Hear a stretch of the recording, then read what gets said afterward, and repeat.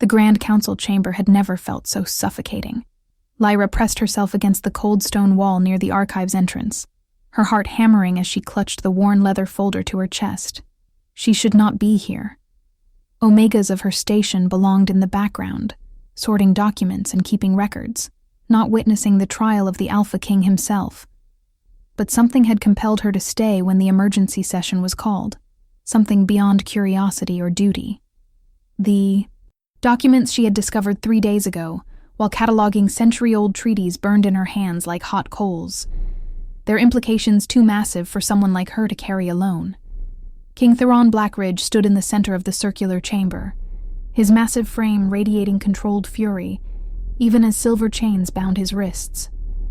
The enchanted restraints were meant to suppress an Alpha's power, but even diminished, his presence dominated the space. His dark eyes swept across the 12 council members seated in their elevated positions, and Lyra saw something in his expression that made her wolf whine with distress. Not fear, never fear, but a bone-deep weariness mixed with betrayal. The most powerful Alpha in 5 kingdoms was being brought down, not by enemies at the gate, but by rot from within. Elder Marius stood at the prosecutor's position, his gray robes flowing as he gestured dramatically. His voice carried the weight of assumed authority as he addressed the gathered witnesses and nobles permitted to observe the proceedings. The accusations were damning and specific. Financial records showing the king diverting funds meant for border defenses into personal accounts. Correspondence with enemy pacts suggesting he had been selling territorial information. Testimonies from servants and guards claiming they had witnessed suspicious meetings in the dead of night. The evidence seemed overwhelming, carefully constructed over months to paint a picture of a ruler who had betrayed every oath he had sworn. Lyra's fingers tightened on the folder. She had spent 3 years working in the palace archives, a position given to low-ranking Omegas, because it required patience and attention to detail, rather than strength or status. Most days she was invisible, which suited her fine. She had learned long ago that being noticed as an Omega usually meant trouble, but her invisibility had allowed her to discover what others missed. While searching for property deeds from the previous century, she had found a hidden compartment in one of the old filing cabinets. Inside were the original financial records and correspondence, the real ones, showing that every piece of evidence being presented against the king had been expertly forged. More than that, she had found letters discussing the forgery itself, written in a code she had painstakingly deciphered using historical cipher keys from the archive. The conspiracy involved 5 of the 12 council members, including Elder Marius himself. They planned to depose Theron, install a puppet king from a weaker bloodline, and divide the kingdom's power among themselves. The scope of the betrayal made her physically ill when she first understood it. These were men who had served under Theron's father, who had sworn oaths of loyalty, who were now orchestrating the destruction of a king whose only crime was being too strong and too just for their manipulations. Before you find out what happens next, if you are enjoying this story of courage and unexpected destiny, please hit that like button and subscribe to the channel. Your support helps us bring you more stories of supernatural romance and intrigue. Now, let us see what choice Lyra makes in this moment that will change everything. Elder Marius was building toward his conclusion, his voice rising with false righteousness. The king would be stripped of his title and executed for high treason. His lands would be redistributed. His bloodline would be marked with shame for generations. Lyra watched Theron's face and saw no fear there, only a cold acceptance that twisted something in her chest. He had already lost his mate 2 years ago to illness, had no heir, and clearly believed this betrayal was simply the final cruelty of a fate that had already taken everything that mattered. He would die without fighting, because he no longer saw a reason to fight. That thought broke something in Lyra. Perhaps it was the injustice of watching a good king be destroyed by lies. Perhaps it was the way her wolf had been restless and agitated since the moment she entered the chamber, pushing at her with unusual insistence. Perhaps it was simply that 3 years of being invisible had taught her that sometimes the only person who could speak the truth was someone with nothing to lose. Whatever the reason, Lyra found herself stepping away from the wall, her soft footsteps somehow audible in the moment of silence as Elder Marius paused for effect. Every eye in the chamber turned to her. The weight of their attention was crushing, especially the predatory focus of the council members who were part of the conspiracy. Elder Marius's expression shifted from theatrical righteousness to genuine shock, and then quickly to cold calculation. Lyra's voice came out steadier than she expected when she spoke, carrying clearly in the acoustics designed to project even a whisper. She identified herself as a junior archivist and stated that she had evidence that proved the king's innocence and exposed the real traitors. The council erupted in chaos. Elder Marius recovered quickly, his voice sharp as he demanded to know what evidence a low-ranking Omega could possibly possess that the council had not already examined. He gestured dismissively, suggesting she was either confused or seeking attention, playing on every prejudice about Omega intelligence and credibility. But Theron had turned to look at her fully for the first time, and Lyra felt the impact of his gaze like a physical force. Those dark eyes were no longer weary, but intensely focused, evaluating her with the tactical assessment of a warrior king. She saw the exact moment he caught her scent, saw his nostrils flare slightly, and his entire body go rigid within the chains. His expression shifted to something between shock and denial, but he said nothing, waiting to hear what she would say. Lyra opened the folder with trembling fingers and began to present her findings. She showed the original financial records that proved the king's accounts had never been touched, that the diversion of funds had been created through clever forgery by altering dates and amounts in copied ledgers. She presented the original correspondence that showed the king had been investigating enemy movements, not collaborating with them, and that his night meetings had been with his own spies reporting intelligence.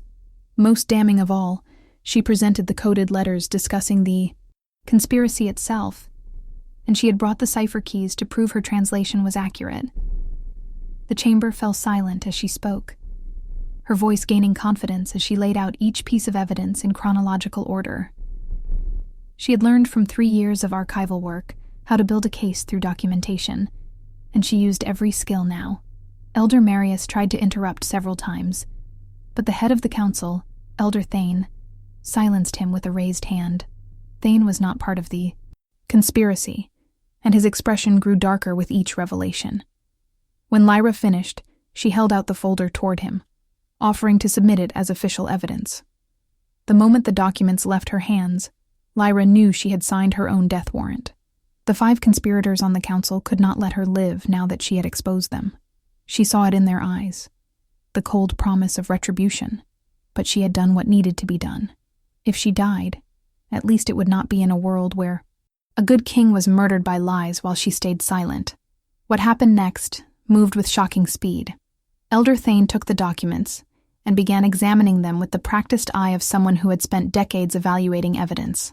2 other council members not involved in the conspiracy moved to stand beside him, their body language protective. Elder Marius made a move toward the exit, but Theron's voice cut through the chamber like a blade. Despite the chains, despite the suppression of his power, the command in his tone froze everyone in place. He ordered the chamber sealed, and the guards to arrest the 5 council members Lyra had named. The head guard hesitated only a moment before obeying, responding to the authority that needed no supernatural power to enforce it. The conspirators tried to fight, both politically and physically. Elder Marius began shouting about procedure and proper investigation, but his words rang hollow against the evidence now being examined by neutral council members. One of the conspirators, a younger council member named Vex, actually shifted partially and tried to attack Lyra. He did not make it 2 steps before Theron broke the chains with a surge of power that should have been impossible while wearing the enchanted restraints. The sound of shattering silver echoed through the chamber as the Alpha King moved with lethal speed, positioning himself between Lyra and the threat. The growl that erupted from his chest was primal and absolute, the sound of a true alpha protecting what was his. Vex froze, his partial shift dissolving as every instinct screamed at him to submit. Theron did not touch him, did not need to. The display of power and the clear message in his stance was enough. Guards rushed forward to restrain the conspirators properly, and within minutes, All 5 were in chains, far stronger than the ones that had held the king. Elder Thane's voice was grave as he announced that based on preliminary examination, the evidence appeared genuine and warranted immediate investigation. The charges against King Theron were suspended pending full review, and the conspirators would be held for trial on charges of treason. The session was adjourned in chaos, nobles and witnesses rushing to leave and spread word of the dramatic reversal. Lyra found herself rooted to the spot, her legs shaking now that the adrenaline was fading. She had done it. She had actually done it. The king was safe, but she was very much not safe, and they both knew it. Conspiracies this deep did not end with 5 arrests. There would be others, allies and agents throughout the palace and beyond, and they would all want her dead. Theron approached her slowly, as if worried sudden movement might cause her to bolt. Up close, he was even more overwhelming, tall and powerfully built, with the scars of someone who had earned his position through combat as well as birthright. His dark hair was pulled back, revealing sharp features, and those intense eyes that seemed to see straight through her. When he spoke, his voice was low and meant only for her ears. He asked for her name, and when she gave it, something flickered across his face, testing the sound of it. Then he told her she was in danger, and under his personal protection, effective immediately. She would be moved to secure quarters in the royal wing, and guarded at all times until the conspiracy was fully dismantled. Lyra wanted to argue that she did not need royal quarters, that she could return to her small room in the servants' section, but the look in his eyes stopped her. This was not a request. More than that, she could feel something building between them, a pull that made her wolf surge forward with recognition and longing. The mate bond. She had heard of it all her life, but never expected to experience it. Certainly never with someone like him. From his reaction earlier, he felt it too. But his expression now was carefully controlled, giving nothing away. He was grateful for her intervention, clearly, but he was also a king who had just discovered betrayal from trusted advisors. Trust would not come easily. If you are wondering how this complicated situation will develop between an Omega who risked everything and an Alpha King who has been betrayed, make sure you are subscribed so you do not miss what happens next. Drop a comment below telling us if you think Lyra was brave or reckless to speak up. Now let us continue with their story. The royal quarters were absurdly luxurious compared to anything Lyra had ever experienced. The suite she was given was larger than the entire servants' dormitory wing. Floor-to-ceiling windows overlooked the palace gardens, currently stark in late autumn but still beautiful. The furniture was carved from dark wood and upholstered in deep blues and silvers. A fireplace large enough to walk into dominated one wall, already lit and warming the space. She had her own bathroom with a tub that could fit 4 people, and a bedroom with a bed so massive and soft she was almost afraid to touch it. 2 guards were posted outside her door at all times, ostensibly for her protection, but also clearly there to watch her. Theron had not spoken to her again after the council session beyond giving orders to his staff about her accommodation and security. That was 3 days ago. In that time, Lyra had been confined to these rooms with no communication, except for servants who brought meals and fresh clothes. The clothes themselves were another source of anxiety. They were fine quality, suitable for a noble, not a low-ranking Omega archivist. Someone had assessed her size and provided an entire wardrobe overnight. It felt like being dressed up as someone she was not, and she did not understand the purpose. She spent the time trying to process everything that had happened. The mate bond hummed constantly at the edge of her awareness, a connection she could feel, even without being near him. Her wolf was restless, wanting to seek him out, but Lyra kept strict control. Just because fate had decided they were mates did not mean Theron wanted her. He was a king who had loved and lost his true mate already.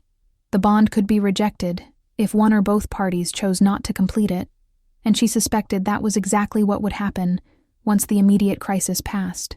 He would thank her for her service, probably give her some reward, and send her away to a comfortable life somewhere far from the palace. The thought hurt more than it should. On the evening of the 3rd day, the door to her suite opened, and Theron walked in without knocking. Lyra shot to her feet from where she had been curled in a window seat reading, her heart jumping into her throat.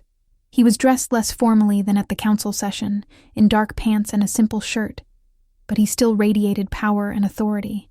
His expression was unreadable as he dismissed the guards with a gesture and closed the door behind him, sealing them in together.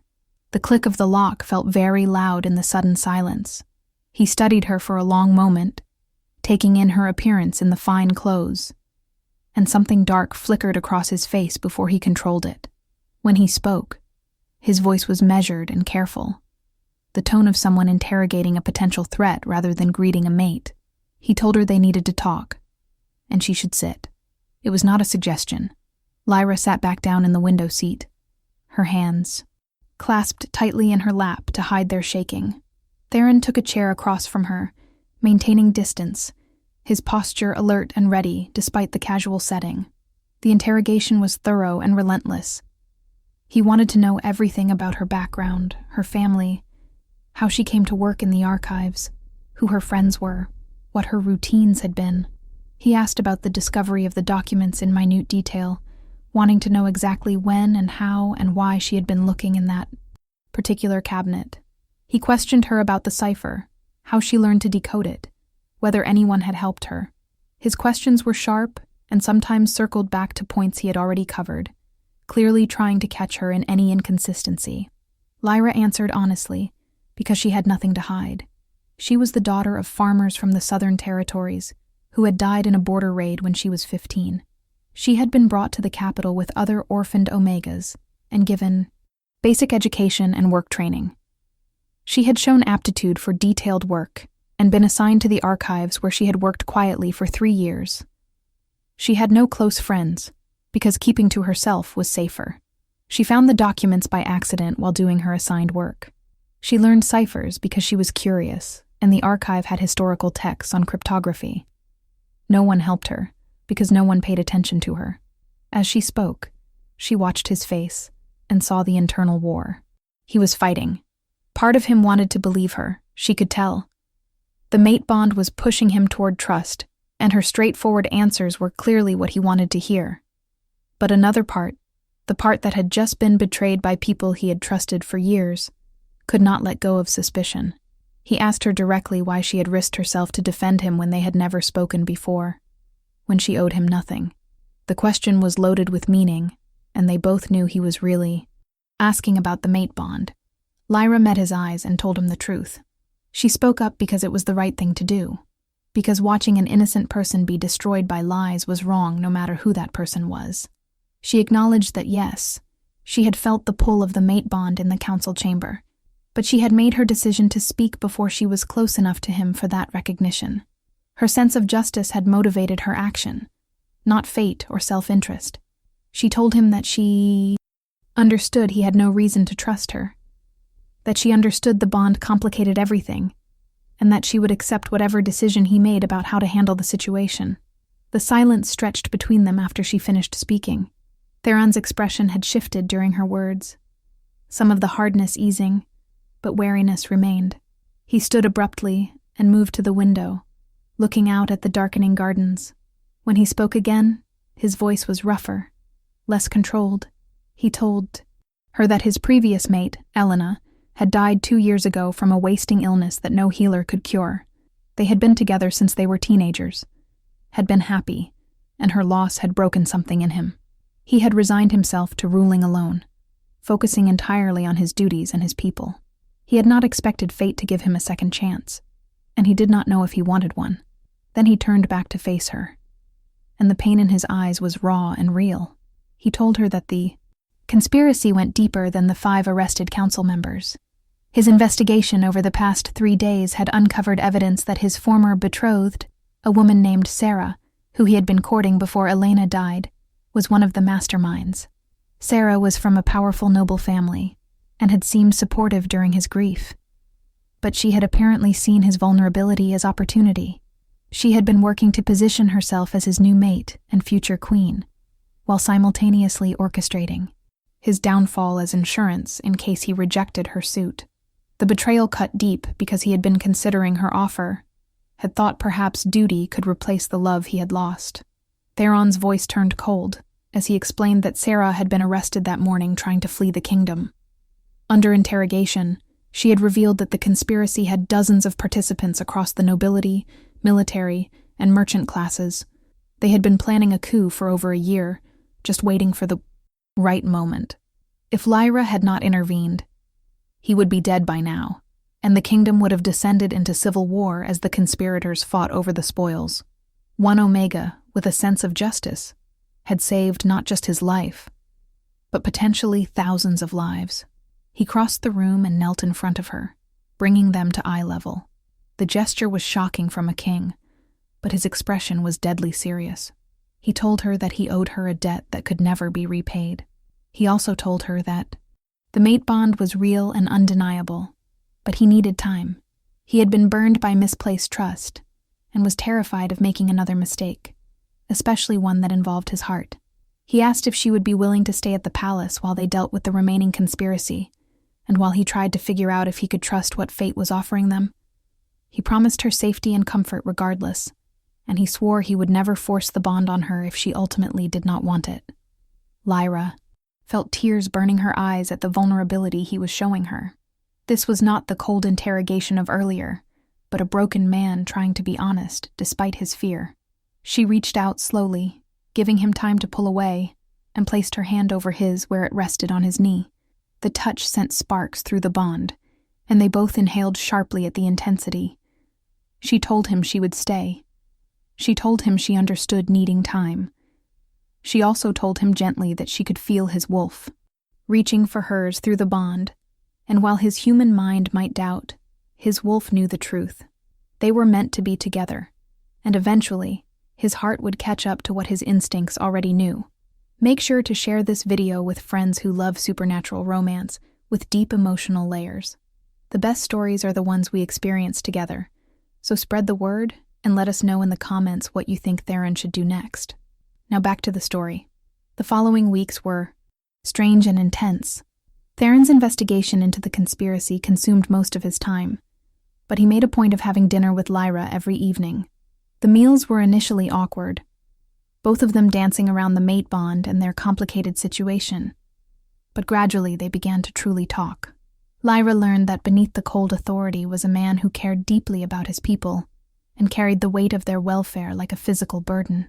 He had become king at 21 when his father died suddenly, and he had spent the last decade building alliances, strengthening defenses, and trying to create prosperity for all citizens regardless of rank. Theron learned that Lyra had a sharp mind and a dry sense of humor that emerged once she felt safe enough to show it. She had educated herself through reading everything she could access in the archives, and her knowledge of history and law was extensive even if informal. She saw patterns that others missed and had insights into political situations that surprised him. More than once, he found himself discussing kingdom business with her and genuinely valuing her perspective. She approached problems with a combination of compassion and practicality that balanced his sometimes overly tactical mindset. The conspiracy trials began in the second week. Over 40 people were implicated in various levels of involvement, from the 5 council members who faced execution for treason to minor players who had simply looked the other way or passed messages without understanding the full scope. Theron showed mercy where he could, commuting sentences for those who cooperated and showed genuine remorse, but he was ruthless with the true architects. The trials were public and thorough, designed to restore faith in the kingdom's justice system and prove that no one, regardless of rank, was above the law. Sarah's trial was the hardest. Lyra insisted on attending, despite Theron's suggestion that she might want to avoid it. She sat in the gallery and watched as the woman who had tried to marry Theron and orchestrate his death was confronted with the evidence of her crimes. Sarah was beautiful and poised, playing the victim until the very end, claiming she had been manipulated by the council members and had only wanted to help Theron through his grief. The performance might have worked on some, but the documented evidence was damning. She had personally ordered the forgery of financial records and had written many of the coded letters discussing the king's execution. When Sarah finally realized her charm would not save her, her mask dropped and pure venom emerged. She looked directly at Theron and told him he had always been too soft, too concerned with fairness and the welfare of the weak. A true alpha would have ruled through strength and fear, would have taken what he wanted without worrying about consent or justice. She had planned to rule beside him and teach him to be the conqueror he should have been, but since he insisted on being weak, she had decided to replace him with someone who understood real power. Her words were meant to wound, but they only reinforced for everyone present how fortunate the kingdom was that she had failed. The sentence was death by beheading, to be carried out at dawn the following day. As Sarah was led away, still spewing hatred, Theron sat motionless on his throne, his face carved from stone. After the chamber cleared, Lyra approached him slowly. She did not offer platitudes about how he had done the right thing, or how Sarah did not deserve his grief. She simply sat on the steps below the throne in silent companionship, letting him process in his own time. After a long while, he reached down and took her hand, threading their fingers together. They sat like that until full dark, the physical connection providing comfort that words could not. Sarah's execution was carried out at dawn as decreed. Theron observed as was required of him, his expression cold and remote, the face of a king dispensing justice. Lyra watched from a window in the palace, her heart aching for the pain he was hiding behind duty. When he returned to his chambers afterward, she was waiting outside his door. He looked at her with eyes full of grief and exhaustion, and without speaking, she stepped forward and wrapped her arms around him. He went rigid for a heartbeat, then crushed her against him, his face buried in her hair as his control finally cracked. They stood in the hallway, while he shook with silent tears for the woman he had thought he knew, for the trust that had been violated, for the weight of having to order someone's death no matter how deserved. That embrace was the turning point. Theron stopped fighting the mate bond after that, stopped trying to keep emotional distance from Lyra. He still moved slowly, careful not to rush or pressure her, but he stopped denying what was building between them. They began spending more time together beyond the formal dinners. He showed her the parts of the palace she had never seen as a low-ranking servant, the private gardens and libraries, the training grounds and strategy rooms. She met his inner circle of advisors who had remained loyal, and they quickly learned to value her input, despite her Omega status and common background. The kingdom was healing, slowly but surely. The conspiracy trials concluded with justice served, and reforms implemented to prevent such widespread corruption from taking root again.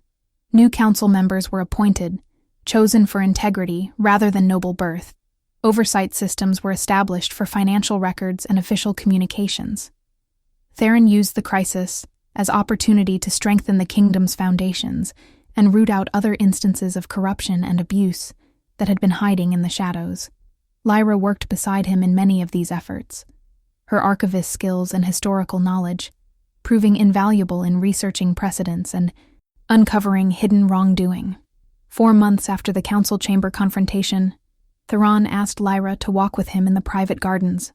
Spring had arrived, transforming the stark landscape she had first seen from her windows into an explosion of color and life.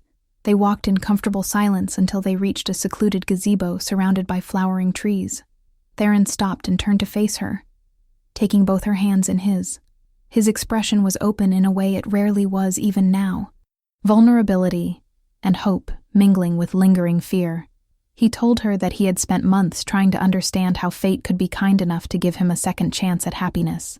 He had questioned whether it was real, whether he deserved it, whether he was capable of opening his heart again after so much loss and betrayal. But every day with her had shown him that she was not a replacement for Elena, or a prize to be won. She was her own person, strong and brilliant and compassionate, and she had chosen to see value in him beyond his title and power. She had risked everything to defend his honor when she owed him nothing, and she had stood beside him through the darkest period of his reign, asking for nothing in return. Theron's voice roughened with emotion as he told her that he was done being afraid. He loved her, fully and completely, and if she would have him, he wanted to complete the mate bond and spend the rest of his life proving he was worthy of her courage and her heart. He had a ring, a simple band of silver with a moonstone that caught the light, and he held it out to her, with hands that actually trembled. He said he knew he came with complications and dangers, that being queen would put her in the spotlight when she had spent her life in the shadows. But he would protect her and cherish her, and never take her strength for granted. Lyra's answer was to pull him down into a kiss that sent the mate bond blazing between them like wildfire. Yes, she told him when they finally broke apart. Yes, to all of it. She loved him too, had been falling for him since those first awkward dinners when she saw the man beneath the crown. She did not need easy. She needed real. And what they had built together through crisis and healing was more real than anything she had imagined possible. The mate bond would make them stronger together than they could ever be apart, and she was ready to face whatever came next at his side. The mating ceremony was held under the full moon a week later. It was smaller than a royal wedding would typically be, attended only by trusted friends and advisors, but it was perfect. Ancient rituals were observed as they bound their lives and wolves together, the mate bond snapping into full completion with a surge of power that lit up the night. When Theron marked her, and she marked him in return, claiming each other before the moon goddess and their pack, Lyra felt a rightness settle into her bones. This was where she belonged, not because fate decreed it, but because they had chosen it, despite every reason to be afraid. The kingdom rejoiced at the news of their king's mating to the Omega who had saved his life. Stories spread of the archivist who stood up to conspirators and won a king's heart, and Lyra found herself becoming a symbol of hope for lower-ranking wolves throughout the realm. If an Omega with no status or power could change the course of history through courage and conviction, what might be possible for others who had been taught to stay silent and invisible? Theron encouraged this shift in perspective, implementing reforms that gave voice to those traditionally excluded from power and creating opportunities based on merit rather than birth. Lyra adapted to her role as queen with the same determination that had driven her to speak up in the council chamber. She used her position to champion education and record-keeping, establishing libraries in every major settlement and training programs for promising young people regardless of rank. She worked with healers to improve access to medical care for all citizens. She even convinced Theron to create an official position for a royal archivist, elevating the work of preserving history and learning to the importance it deserved. The Omega, who had once been invisible, now stood at the center of meaningful change, and she refused to let her new status make her forget where she came from, or who still struggled in the shadows. Their love grew, deeper as the months passed, built on mutual respect and shared purpose, as much as mate bond passion. Theron never stopped being grateful for Lyra's presence in his life, and he showed it not through grand gestures, but through consistent actions. He consulted her on major decisions. He supported her initiatives, even when they challenged traditional power structures. He made sure she knew every day that he valued her mind as much as he loved her heart. Lyra gave him the same in return, providing counsel when needed, but also simply being a safe space where the burden of kingship could be set aside, and he could just be Theron, a man healing from trauma and learning to trust again. Thank you so much for staying with us through this entire journey of courage, redemption, and true love. If this story touched your heart, please give it a like and share it with others who need to be reminded that sometimes the smallest voices can change everything. Subscribe for more supernatural romance, stories where love conquers fear and justice prevails. Now let us see how their story concludes.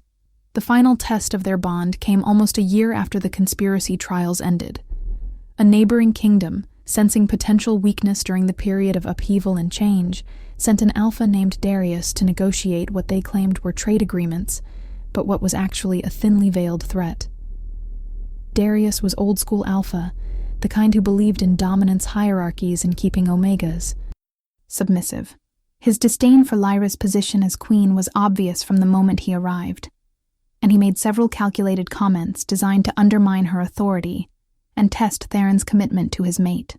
The situation came to a head during a formal dinner when Darius suggested that Theron's reforms giving voice to lower-ranking wolves were making the kingdom soft and vulnerable. He said that a true alpha ruled through strength, and that having an Omega queen sent a message of weakness to enemies.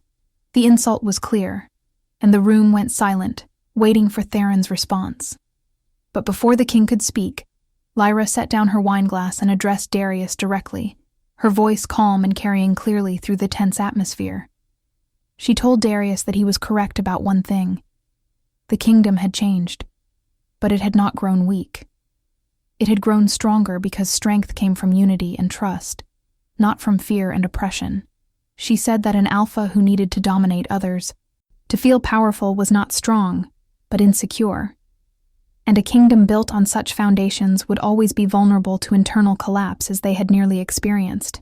True strength came from every member of the pack knowing their voice mattered, and their welfare was protected. That kind of loyalty could not be taken by force, only earned through just leadership. Lyra's words hung in the air, and she watched Darius's face turn red with anger. He started to respond with something undoubtedly cutting, but Theron's voice cut through like a blade of ice. The king told Darius that he would watch his tone when addressing the queen, and that the Omega who sat beside him had more courage, intelligence, and honor in her smallest finger than Darius had in his entire body. Theron explained that Lyra had saved his life and his kingdom by standing up to conspirators when everyone else stayed silent. She had proven her strength through action, and anyone who questioned her worth would be questioning his judgment, which would not end well for them. The display of united front and clear hierarchy effectively ended Darius's attempts at manipulation. The negotiations concluded quickly after that with terms favorable to Theron's kingdom, and Darius returned home having learned that the rumors of weakness were greatly exaggerated. More importantly, word spread to other kingdoms that the Alpha King and his Omega Queen were not to be underestimated or divided. They ruled as true partners, and their bond made them formidable. In the quiet of their chambers that night, Lyra thanked Theron for defending her, though she admitted she had been prepared to do a lot worse than lecture Darius about leadership philosophy. Theron laughed, the sound warm and genuine, and pulled her close. He told her he had no doubt she could have handled Darius on her own, but it felt good to publicly claim her as his equal and his mate. Then his expression turned serious, and he said there was something he wanted to discuss with her. He told her that he had been thinking about legacy and the future. They had stabilized the kingdom and implemented reforms, but lasting change required continued commitment. He asked how she would feel about creating a formal council position dedicated to representing the interests of lower-ranking wolves and ensuring their voices were heard in governance. The position would have real power, not just symbolic representation, and he wanted her input on designing the role and selecting the first person to fill it. Lyra felt emotion tighten her throat at the trust and respect implicit in the request, and they spent hours that night planning how to make the vision reality. The years that followed were not without challenges. Governance never was. There were border disputes and economic pressures, natural disasters and political intrigues. But Theron and Lyra faced each obstacle together, their bond a source of strength, and their complementary skills making them effective leaders.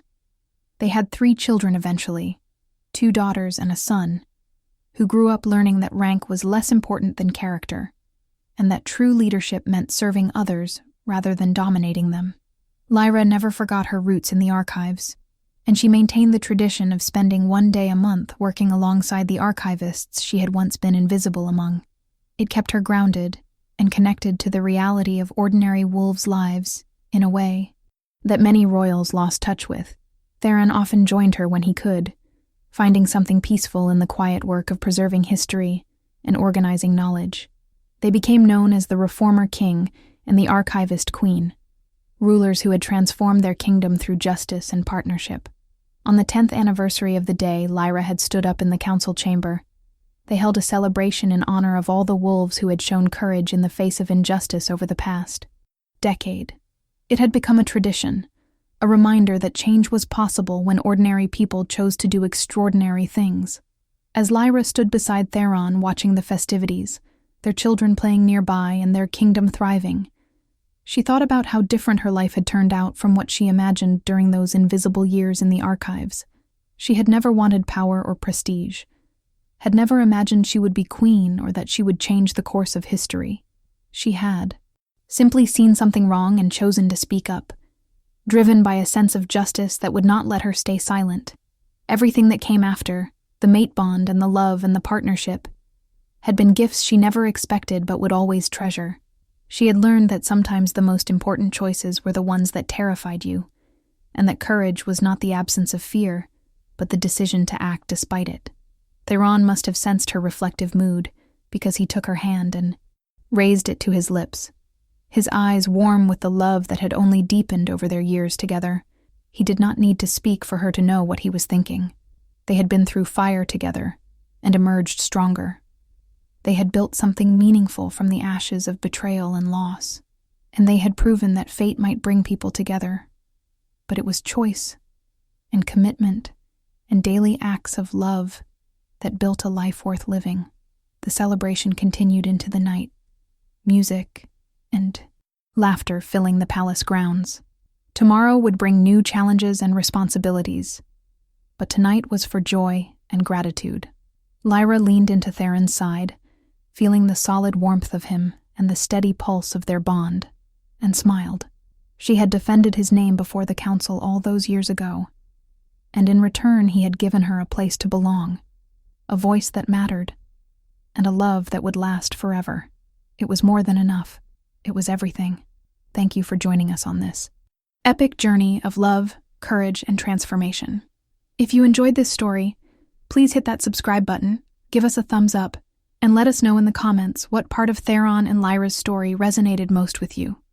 Your support means the world and helps us create more content like this.